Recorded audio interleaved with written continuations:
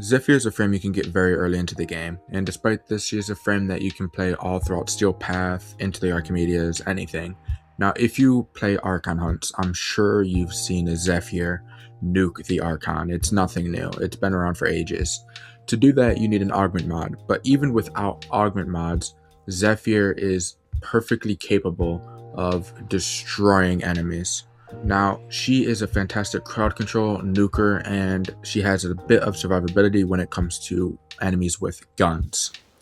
Now, the first thing I'm going to focus on is just the survivability with guns part. It's the quickest, it's the easiest. Her third ability, Turbulence, essentially just sends all enemy damage via bullets away. As long as you keep this upkeep and a safe distance from enemies, you can't die. There will be the occasional bullet that hits you here and there, but it won't happen so often that you can die from it.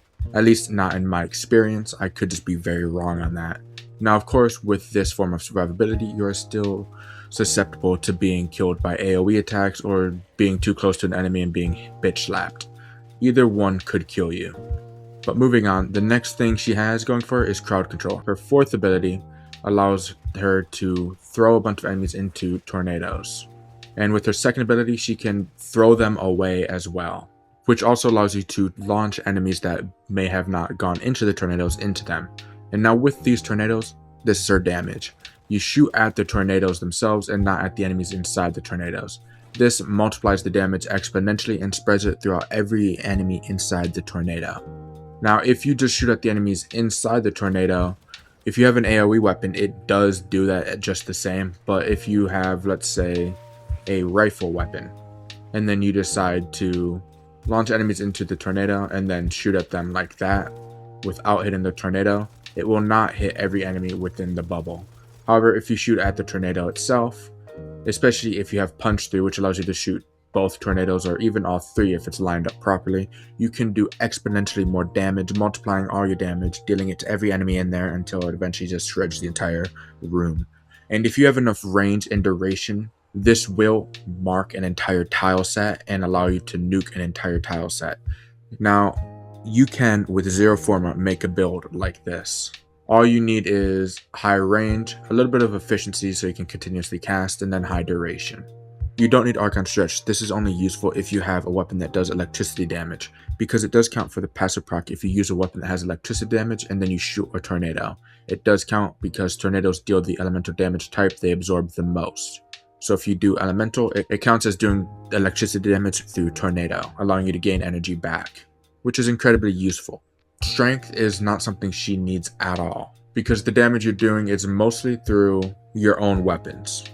Now, as I mentioned, this is a basic build. You don't even need a Forma. Aerodynamic is only here simply because, not for survivability really, I just threw it on because I don't have anything else that would really do good. And then as for your arcanes, assuming you're a new player, you won't have any arcanes to begin with.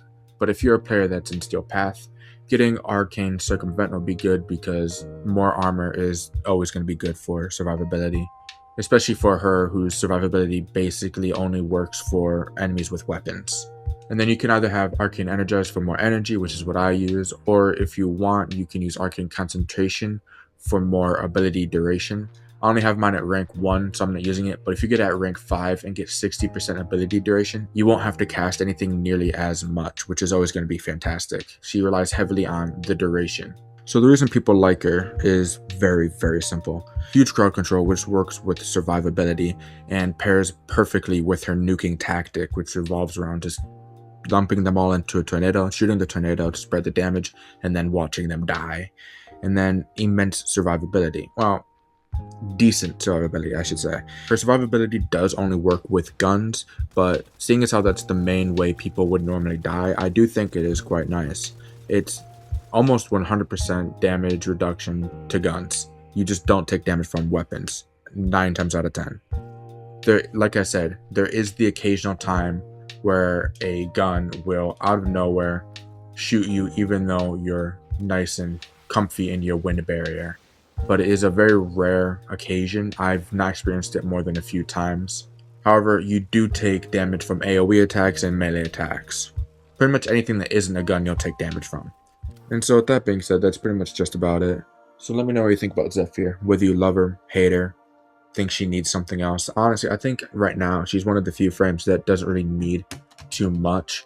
I wouldn't say she's perfect, but she's just fine the way she is. She can go through Steel Path with comfort and ease. The only problem would be that her survivability falls short of almost any Warframe that has this 90% damage reduction at base. But with that being said, that's pretty much just about it. On to next time.